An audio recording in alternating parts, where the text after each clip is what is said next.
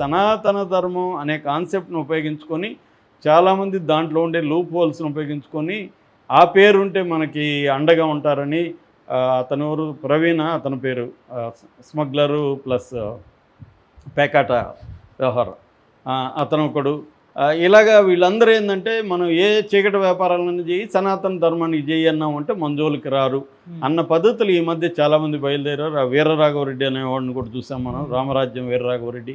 ఇలాగా సనాతన ధర్మంలోనే వీళ్ళు దాన్ని ఉపయోగించుకొని వీళ్ళు తమ స్వార్థానికి ఈ బ్యాచ్ అంతా బయలుదేరారు. అలాగా అఘోరి కూడా బయలుదేరింది. దాంతో అఘోరికి ముందు భార్య అని చెప్పి రాధిక అనే ఒక అమ్మాయి రంగంలోకి దిగి తను అడ్వకేటు, తను నాకు తాళికట్టాడని ఒక ఆడియో కూడా బయటపడింది.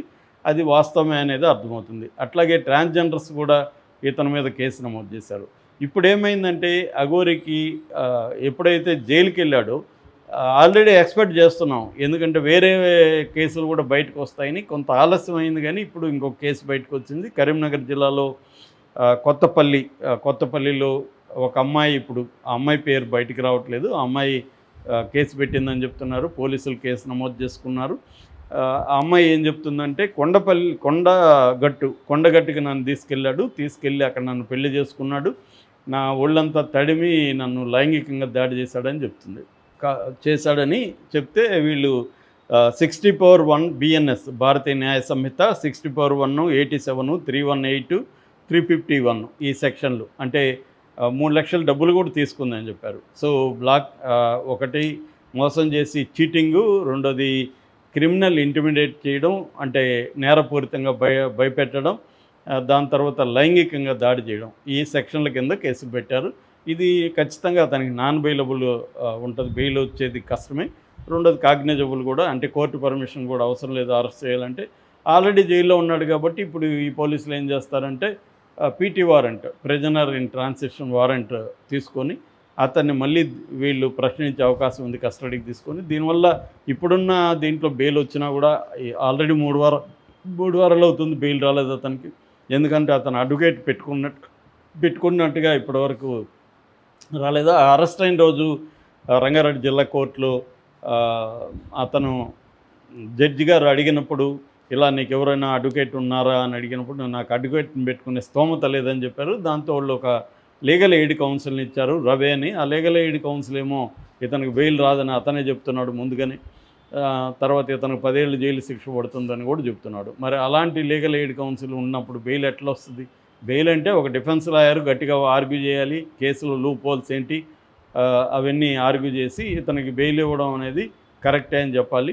బెయిల్ ఇచ్చిన వల్ల అతను సాక్షులను బెదిరించడం కానీ, సాక్ష్యాధారాలను తారుమారు చేయడం కానీ, లేకపోతే విదేశాలకు పారిపోవడం కానీ ఏమి ఉండదు అని గట్టిగా మాట్లాడగలిగిన వాళ్ళు ఉండాలి.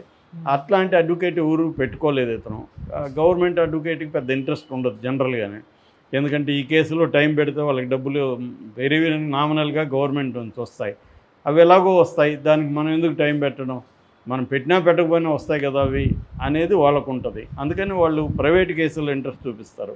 మరి అఘోరి దగ్గర డబ్బులు ఉందని ఒక పెద్ద వార్తలు వస్తున్నాయి. ₹1 కోటి పైన ఉందని, ప్రభాస్ పక్కన సైట్ ఒకటి 8 కోట్లు ఉందని, ఇలా రకరకాల వార్తలు వస్తున్నాయి. కారు కూడా ఒక చెన్నై బిజినెస్ మ్యాన్ అని చెప్తున్నారు, రిజిస్ట్రేషన్ ఆయన పెడుతుందని. ఈ స్థాయిలో ఉన్నప్పుడు ఎందుకు అఘోరి అడ్వకేట్ని పెట్టుకోలేదు అన్నది కూడా పెద్ద పజిలే. ఇప్పుడు ఈ కేసు కూడా రావడం వల్ల అఘోరికి బెయిల్ అనేది ఇప్పుడిప్పుడే వచ్చే అవకాశం లేదు. ఇంకొక కేసు కూడా పెడతా ఉంటే మాత్రం అఘోరి కనీసం 6 నెలల వరకు జైల్లో ఉండే అవకాశం ఉంది. ఇక్కడ అఘోరి జైల్లో, అఘోరికి అంటే జైలు అయినా బయట అయినా ఒకటే, అఘోరికి ఏం ప్రాబ్లం లేదు. కానీ అఘోరిని నమ్మి ఇంట్లో నుంచి వచ్చేసిన శ్రీవర్షన్ పరిస్థితి అంటే ఆమె ఇప్పుడు కస్తూర్బా హోమ్లో ఉంది.